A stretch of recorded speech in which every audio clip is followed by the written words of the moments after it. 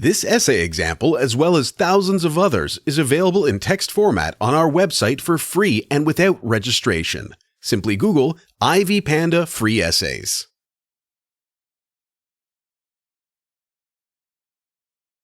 In the era of the Great French Revolution, when society was divided into many opposing sides, people's movements began to appear in the country.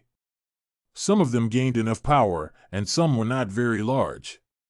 The two most influential political trends in the France of the 18th century were the Jacobins and the Girondins, the communities that were fundamentally different in their ideology and ways of achieving ultimate goals. One of Jenkins's quotes describes the French political course as order versus movement, reaction versus progress, Catholicism versus anti-clericalism, right versus left. This quote can be considered as the basis of the opposition in French society, and by its example, it is possible to describe the division into main political movements. The main ideas of the Girondins and Jacobins. On the day of victory at the Valmy, the events of the National Convention began to take place in the French capital. This body was elected on the principles of universal suffrage.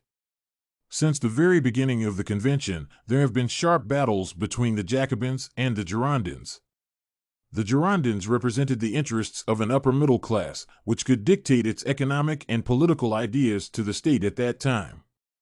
They were afraid of popular unrest and wanted to curtail the revolutionary movement by any means. As Mirante notes, the Girondins called their opponents anarchist demagogues and predicted that they would cause the ruination of France. At the same time, the Girondins controlled the activities of the Provisional Executive Council. They also held key posts in the convention. The Jacobins saw the future in support of a lower middle class, which in cooperation with urban and rural people, could develop a revolutionary movement. The strength of the Jacobins was that they did not ignore the French people's wishes, but tried in every possible way to find allies and supporters among them and acted as a coordinator of the revolutionary movement. Ellul compares the Jacobins with Washington and calls them the representatives of dead democracies. One of the most significant figures of the Jacobin movement was Maximilien Robespierre, the leader of the revolution. Jenkins's terms regarding the Girondins and Jacobins. If we apply Jenkins's famous quotation to these two French political movements, some of the statements are likely to be their description. For example, the comparison of the right and left can describe both of them. The liberal-minded Jacobins are obviously the left party, those who are the adherents of revolutionary ideas and see an ideal future only through fundamental changes. According to Cates, the Jacobins believed that the French king must be tortured and sentenced to death by the convention.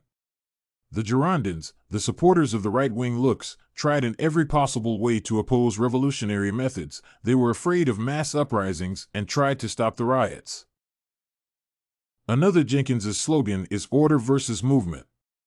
The Girondins sought to achieve legitimized power and preserve the Republican integrity. The Jacobins acted differently and counted on the transformation of the state system through the French Revolution. They managed to achieve political dominance in Paris, and the party remained in the top position.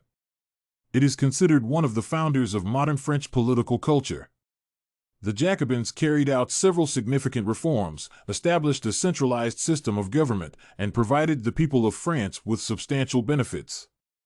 They lowered prices, abolished slavery, and provided jobs to all the needy. French political divisions in comparison with the United States context. The modern political culture of the United States has some common, albeit insignificant, features with what was happening in France in the late 18th century. The primary positions in today's American society are occupied by two main parties, the Democrats and the Republicans. If we draw an analogy with the French movements, it is possible to see that the Democrats in the United States are more reminiscent of the Jacobins because of their liberal orientation and the desire for effective actions. The Republican conservatives have more in common with the Girondins, who sought to maintain the current political system and tried to counteract any changes through global transformations. However, the fact that the Girondins occupied the leading positions in the convention also played a role. Dawson notes that both the Jacobins and the Girondins supported the ideas of the revolution, but in different ways. The only distinction was that the methods of the former party were perhaps less tolerant than those of the latter. While in power, the Girondins controlled the government. Nevertheless, with the advent of the Jacobins, their positions were almost entirely lost.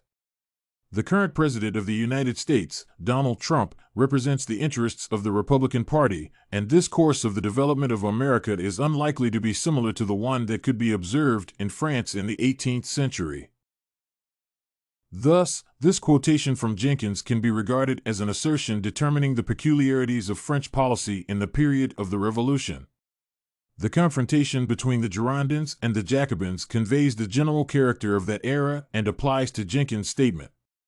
The current policy of America has not had much in common with those directions that were relevant at the time, but the general type of device in the form of dividing into two main parties allows for some analogy.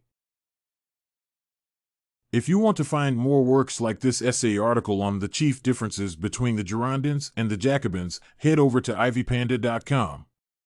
It has a collection of samples with thousands of submissions covering virtually all academic subjects.